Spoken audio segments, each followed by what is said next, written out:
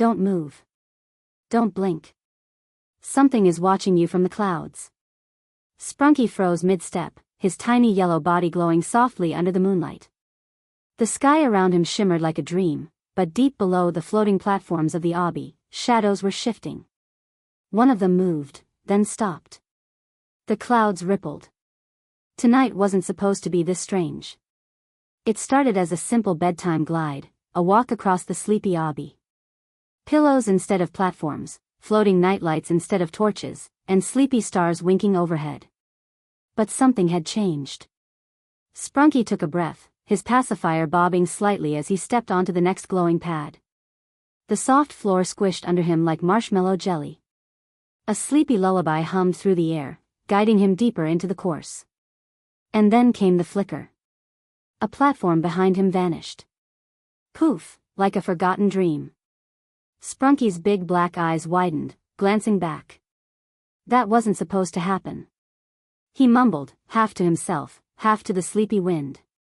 Up ahead, a long bridge of moonbeams waited. He hesitated. Then, thump. A sound. Not far. Not close.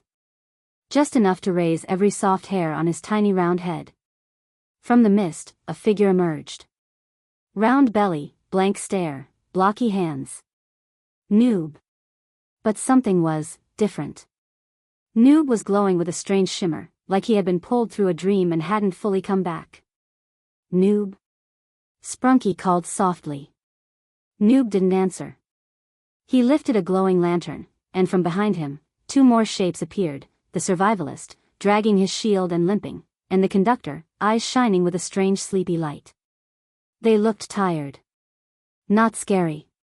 Just lost. Sprunki's heart beat gently, like the rhythm of a lullaby. He stepped forward, slowly. Are you trying to finish the obby too? Noob nodded once, silent. Behind them, the mist opened wider, revealing broken platforms, spirals of stardust, and something crawling far below, something that looked like claws made of night. The Conductor spoke first. We're stuck. We were almost through, but the sleepy one came. Sprunki tilted his head. The sleepy one? The Survivalist stepped forward, placing a glowing dream fragment into Sprunki's hands. Keep moving, little one. The obby isn't what it seems tonight.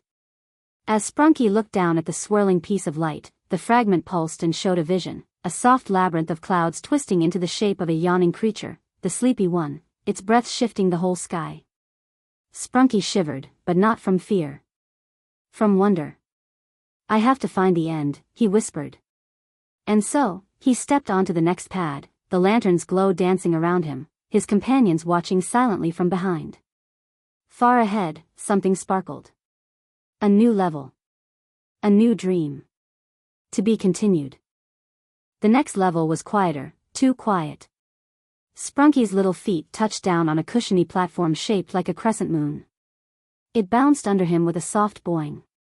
All around, lavender fog swirled like sleepy whispers, and starlight dripped from the sky like syrup. In front of him stood three strange floating doors. One shimmered silver, another glowed pink, and the last one pulsed a soft gold. Sprunki tilted his head. Which one leads forward? A voice answered from nowhere. The one that feels most like home. Sprunki's big glossy eyes blinked. He placed a soft paw on the golden door, and it dissolved like cotton candy. Behind it stretched a hallway of moving pillows. Some spun, others glided, all floated like jellyfish in slow motion.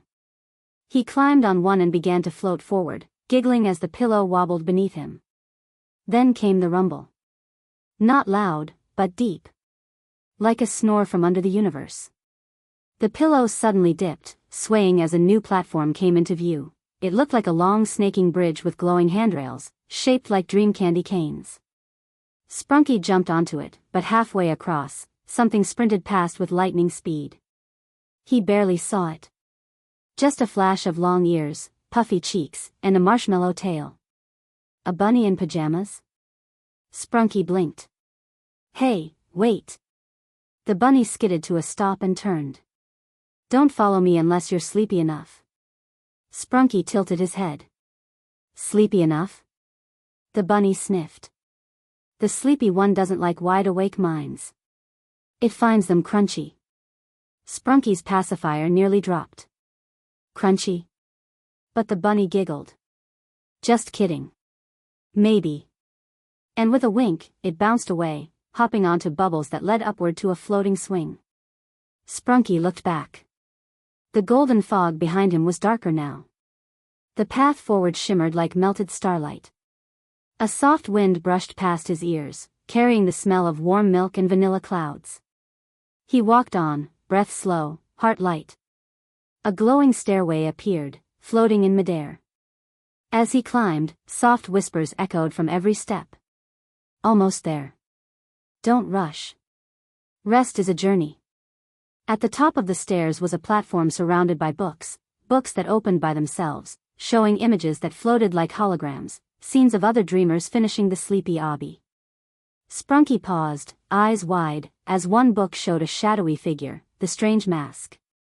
It floated inside a crystal room, rearranging blocks that looked like memories.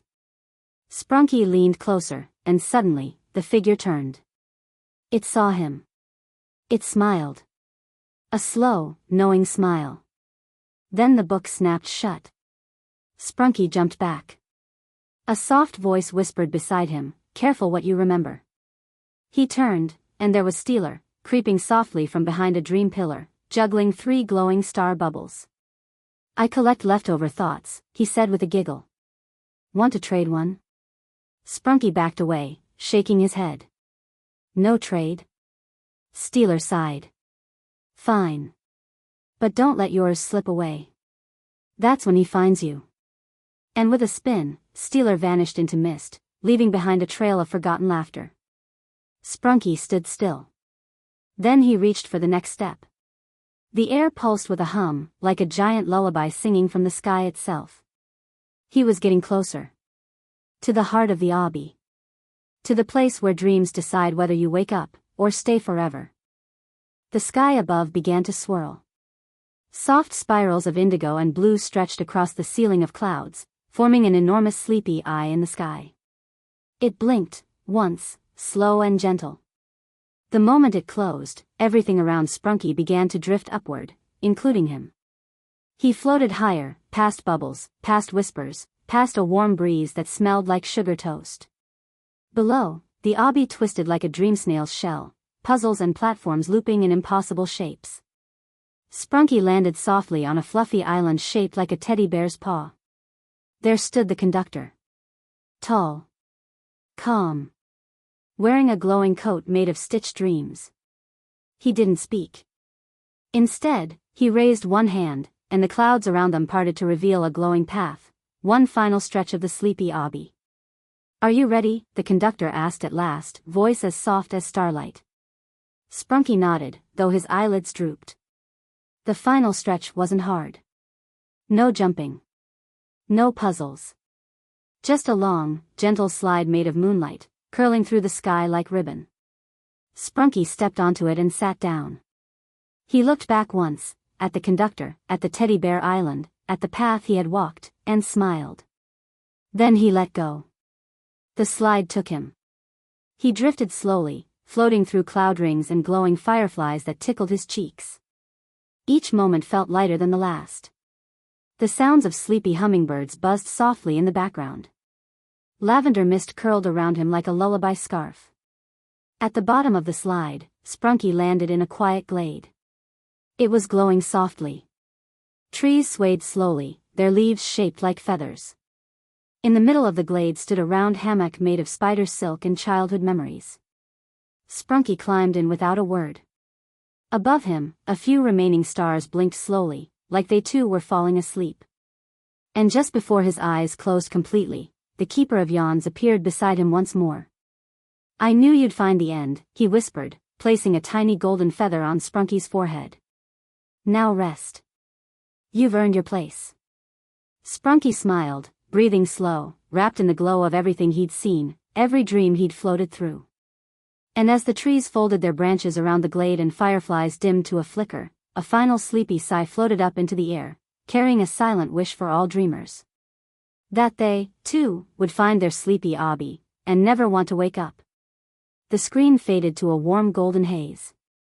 A whisper echoed in the air. If you love your mom and dad, subscribe to the channel and leave a cozy like.